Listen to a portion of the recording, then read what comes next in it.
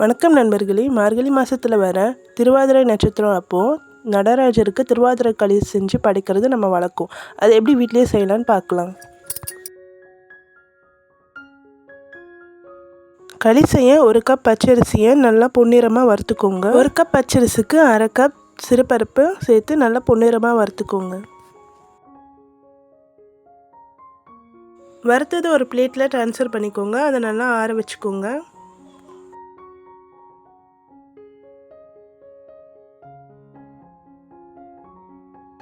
வறுத்ததை நல்லா 2-3 தடவை வாஷ் பண்ணிக்கலாம். இப்போது அதை மிக்சர் ஜாரில் சேர்த்துட்டு நல்லா ரவை மாதிரி கொரன்னு அரைச்சிக்கோங்க. அப்போ தான் நல்லா உதிரியாக நமக்கு வரும்.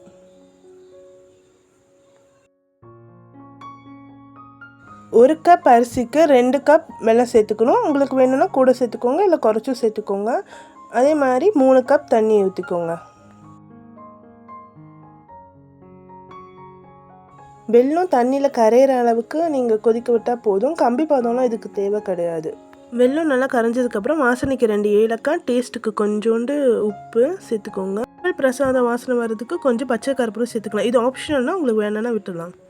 அரிசி இந்த மாதிரி ரவையாக கொரன்னு அரைச்சிக்கோங்க. இது எங்கள் வீட்டில் செய்கிற மாதிரி செய்கிறேன்.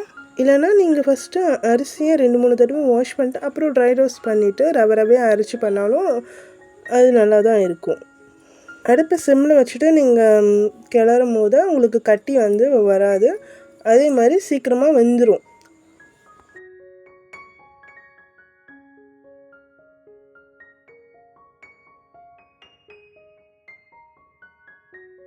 லாஸ்ட்டாக 1 ஸ்பூன் கீ சேர்த்துக்கலாம். இப்போ ஒரு சின்ன பேனில் 1 ஸ்பூன் நெய் சேர்த்துட்டு முந்திரி திராட்சை நல்லா பொன்னிறமாக வறுத்து சேர்த்துக்கலாம்.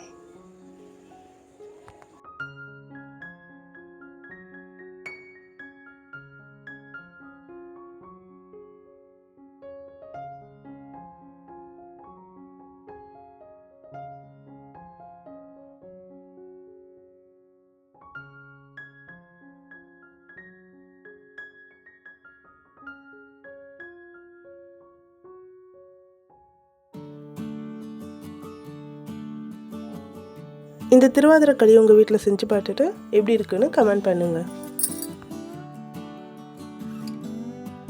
இந்த வீடியோ உங்களுக்கு பிடிச்சிருந்தா லைக் பண்ணுங்கள், கமெண்ட் பண்ணுங்கள், ஷேர் பண்ணுங்கள். அப்புறம் என்னோட சேனலுக்கு சப்ஸ்கிரைப் பண்ணுங்கள்.